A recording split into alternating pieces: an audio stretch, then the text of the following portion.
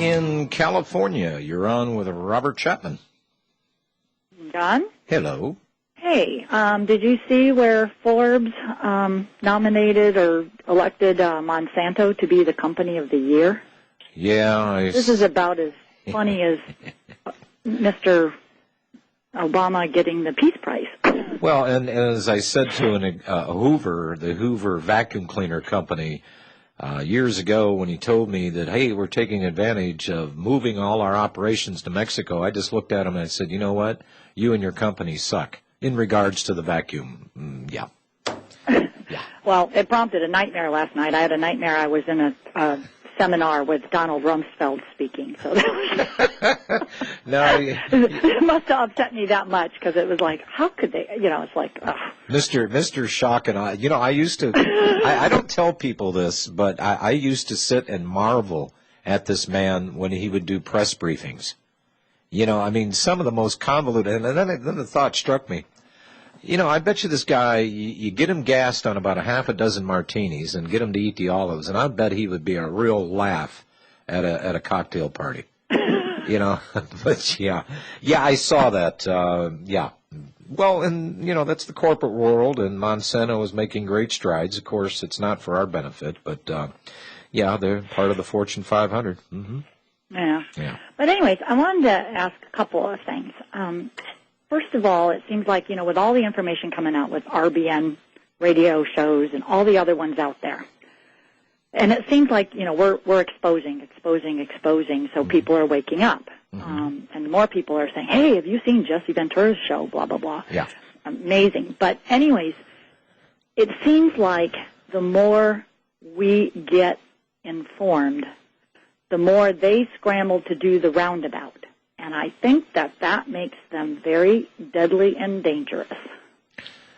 Yeah, well, they've always been dangerous, and there is going to be a danger. And Bob, I'm sure you'll agree with this one.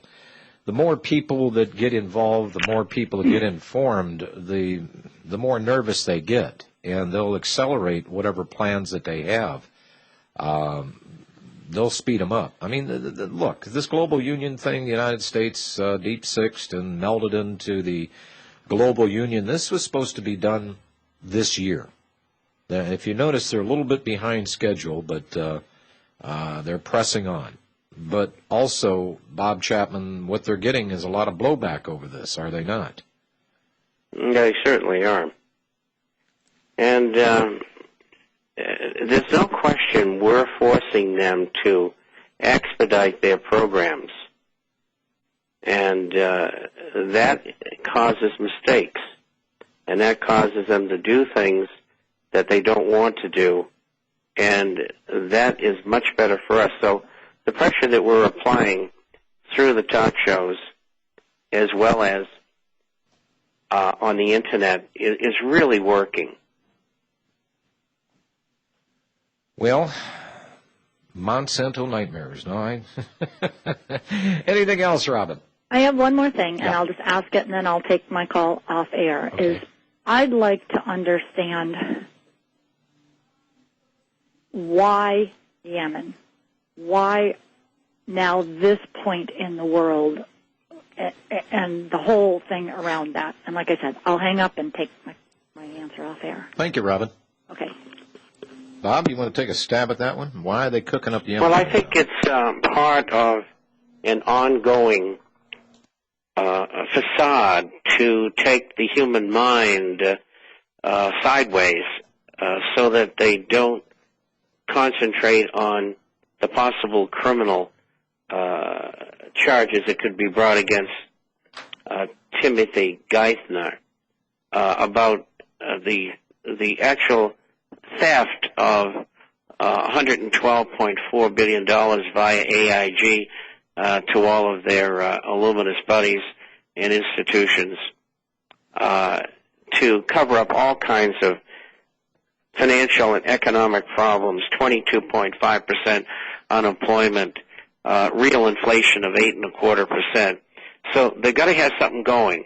In Iraq, the government's back and it's working, and they have an occupation force, but they've got Afghanistan going. They're going like mad in Pakistan. So next it's Yemen. After that, it'll probably be Israel attacking Iran, which will be a conflagration in the Middle East. And where that will end up, nobody knows. But if Russia and China get involved, half of the U.S. will probably be obliterated.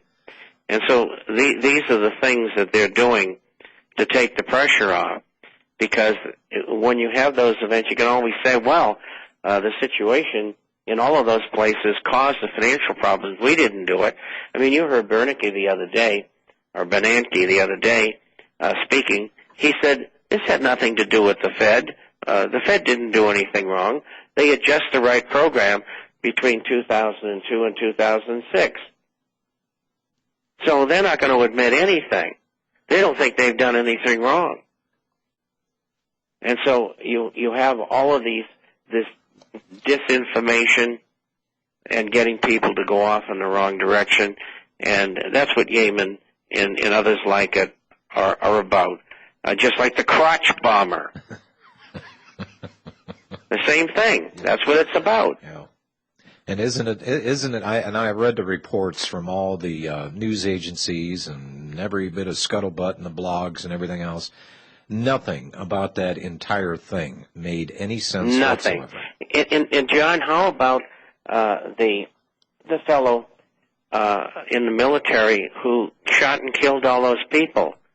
It's like he disappeared from the face of the earth. Uh-huh. I mean, we haven't heard one word in 2 months. And you would think... And John, what I brought up just now, the U.S. Treasury and Labor Departments wanting to steal. And that's what it is. Everybody's retirement. There's nothing in the media. The only thing I got was one piece out of Business Week, and that was it. Now, there have been a few other people who have covered this, Wayne Madsen and what's his name, does the radio and TV from Europe. Oh, you talking about, yeah. I can see his face, and I can't. Oh, gosh. Yes. Well, anyway, they're the only two beside myself who's talking about it that I've heard about. Right. And we get lots of research in here, so, we would probably know. But the point is, nobody knows about it. This is a major thing. The government wants to steal your retirement. I mean, people should be all over the telephone and the email and the fax, going to everybody in Congress and saying, what are these people doing? Another executive order to steal my retirement? Get out of here. By the way, this is one of the greatest events in American history. It is. And you're right, because coupled with their tax revenues are just absolutely abominable. They're spiraling down, and they can't keep monetizing debt, because if they do, that's going to fire up inflation. And no matter what the Fed has done in loaning everybody everything on the planet Earth and making us responsible for it, Bob, I'm looking at the second wave of this hurricane coming at us, and I just saw something on Bloomberg the other day, and they very carefully, they're walking on eggshells talking about this one, about the adjustable rate mortgages are getting ready to reset, and they admitted that, well, a lot of these mortgages, these people aren't under water, so to speak. They're not going to reset because the people can't afford to pay the mortgages anymore. And here's people that had a fairly decent credit rating and, vetted by the banks. These, what were used to be considered to be solid loans, those are going to start falling apart. And then couple that with the acceleration of the commercial real estate market that is going to blow up as well. And I just saw a little blurb on this. Nobody's talking about this one either. And this is what's going to deep six what's left of this economy. And Well, I think you're absolutely right. And we're looking at a 35% fall in commercial this year, so that'll take it down 65. It'll have 10 or 15% more to go next year. And then you have the option rate ARMs The option arms coming due. They've been coming due for a year. We got 4 more years, and then you have 1 year, and 1 year from now, the loans which were written about a year ago by lenders in behalf of Fannie, Freddie, Ginnie, and FHA. Those are subprime.